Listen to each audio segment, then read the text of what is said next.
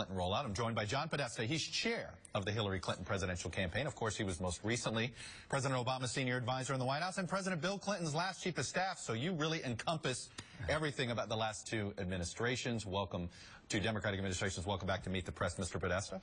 Good morning, Chuck.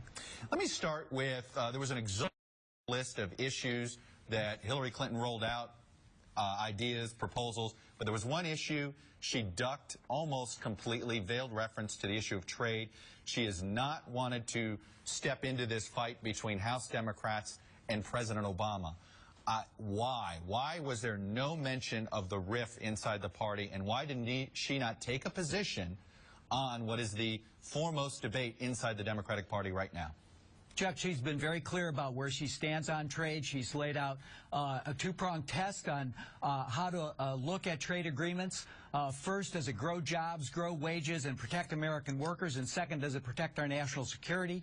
That's her position. She said that she wants to wait to see what the final deal is with the Trans-Pacific Partnership, which is the substance of the trade agreement. What we've seen the last couple of days is skirmishes around the process for considering that agreement, but the agreement's not final. So when it is final, she'll render a judgment about that. And she's stated her concerns, but she has a clear standard that it's got to be good for American workers, or she thinks the United States should walk away from it. I think there'll be no tougher negotiator with both our trading partners or with Republicans in Congress than Hillary Clinton if she's elected to office. Can we credibly assume that she would walk away from TPP, something that she called in 2010 an exciting opportunity, in 2011 a benchmark for future agreements, in 2012 a gold standard for trade agreements, and in 2013 really enhance our relationship with Asia? This does not sound like somebody who's against this deal, yet you're implying she might be. Sounds like you're trying to please labor here.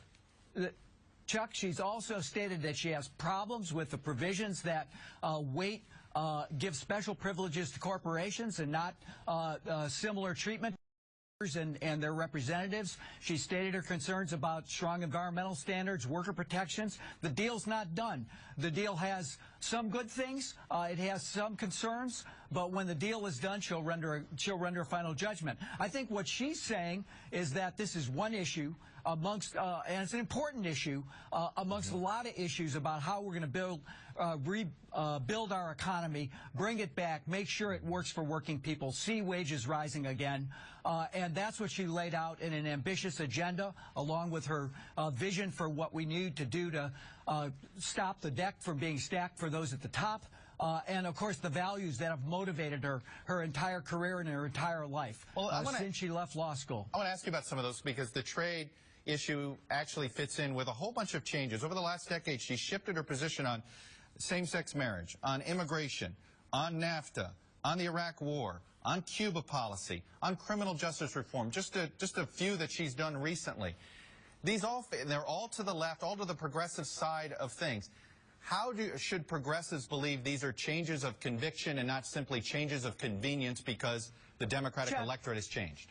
I don't think there's anybody who's been more consistent in their entire career. From the day she left law school, went to work for the Children's Defense Fund, from her work in Arkansas to First Lady of the United States. She's fought for children, for families. She's made her priorities clear, her values clear.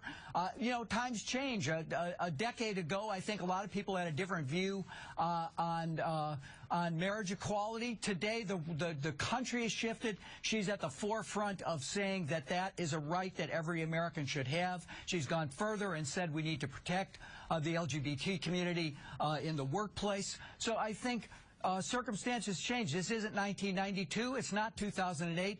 It's 2015. She'll take positions that are consistent with a long-time set of values that have made her a progressive in the best sense of the word, fighting for working families, fighting for children, fighting for women across this country and across the world. You know, it's interesting.